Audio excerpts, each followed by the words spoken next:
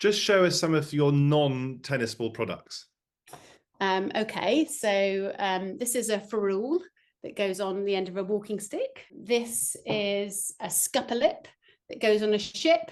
It stops water, it takes water away from the deck. This is the end of a horn bulb that goes, makes a pop pop noise. This is a keel roller that goes on a boat trailer. You might recognize some of these. This is a coin mat that goes in a Land Rover, a toggle or a woggle that goes, if you've got a cub or a scout, a finger grip. You might see these on something like a wheelbarrow, all sorts. I could go on, we make thousands of different parts. Tell us why you love doing what you do. I love the fact that we have nothing at the beginning, dust, parts of materials, and at the end we have something to show for it. And I love the story that gets embedded in everyone else's lives as they're making it. That's the bit that I fell in love when I first came to join the company. And the story of Price of Bath is in itself quite extraordinary, because you started, 1936, in the mid-1930s with your grandfather? Yes, my father was 6 when he moved to the village, and my grandfather came to be a rubber technologist, and the business was very small then, and it was really probably in the 50s when my dad was a young man, and he stepped up to grow the business in lots of different directions, but tennis balls was one of those directions. And your dad, of course, is still very much involved. I mean, he's in his 90s now. Yeah, he's 94. He's still here full time every day. He's doing all the projects that he didn't have time to do before I came on board. So lots of development, lots of machine rebuilds, lots of redesigns, lots of work on efficiency. Well, what on earth is it like to put so much of yourself and put so much of your assets into a project like this? I think if you were to come here, once you come here, it's part of us. I sort of joke that this is my 4th child, and that's really how I feel about it. I worry about it as if it's one of my family. I worry about the staff as if they're my own family, and I think about where they are, where they're going, what next for them, what they do when I'm not around. It's really important. It gets in your veins. It's the blood of the heart of the factory.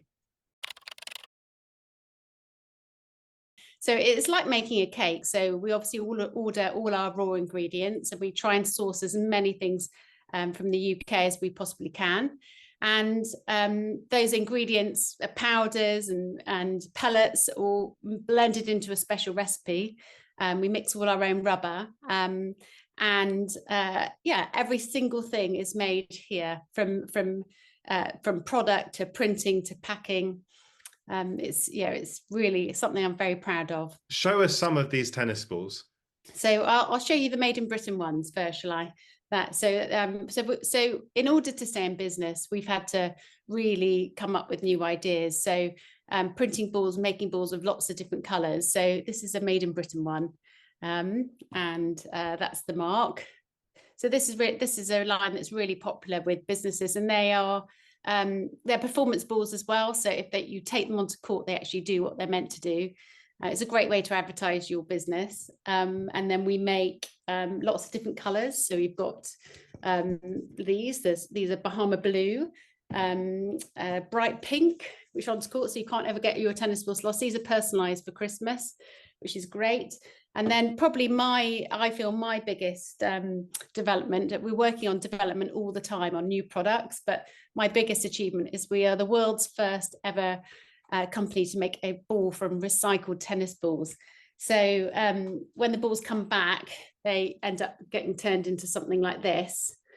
And then new balls that are performance balls that have passed the spec get turned into these, which just look like regular balls to everybody else, but they've got 35% recycled content from old tennis balls. And that's really exciting because no one else has done that.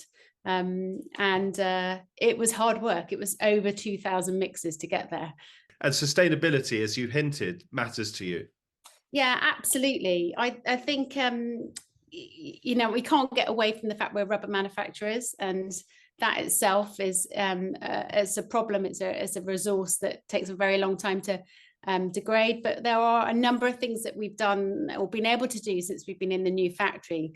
So as well as making a sustainable tennis ball that goes out to play and then people can send back to us to recycle, we no longer use any water. We're on a closed loop system. We use all our roof water into a drainage back into heating up for our factory, gets cooled and gets back out to cool and then reused, which is the new factory gave us that opportunity, which I'm really proud of. So even if we're not buying a ball with the Made in Britain logo emblazoned on the ball itself, we can still tell that these balls are made in Britain because the logo's on the packaging?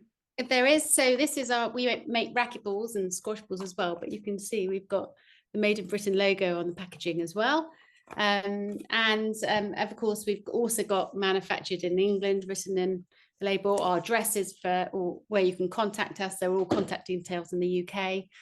So yes, it's very clear. How many countries do you export to? Oh, I think we've counted 22 at the moment. So you can't really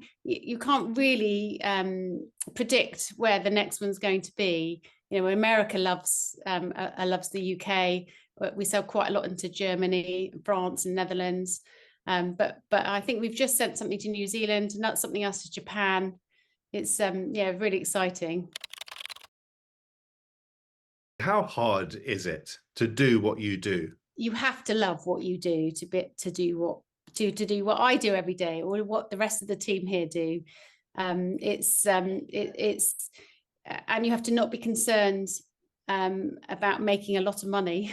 It's you obviously want to stay in business, but your focus has to be about making something just in profit, and the rest will follow. What would you say about British manufacturing generally? Do you think we could be doing more of it? Would you like to encourage others to make stuff here? Yeah, absolutely. I mean, it's difficult. I think the consumer doesn't understand why there's higher charges for pricing, and that's a difficult sell. But I think with a bit more government support and being able to shout about that we're proud about what this country does, and that we're providing jobs and we're involved in people's lives, I think it's a great feeling to be able to say that you're servicing your community. Give me an example of just how flexible you can be and how that can impact someone's life positively. So we had a visit today from a husband and wife, so elderly couple, and they came with a horn bulb they wanted replacing. They'd purchased a bulb online and it was the wrong side. So they'd driven 45 miles to come and see us, which is fairly incredible. And they just wanted one that fitted. It's something they've had for a long time. It goes on their car.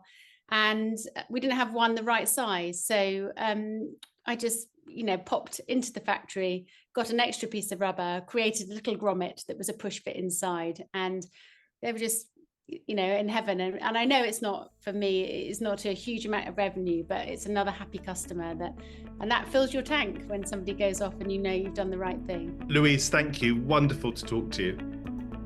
Thanks. It's great to talk to you as well.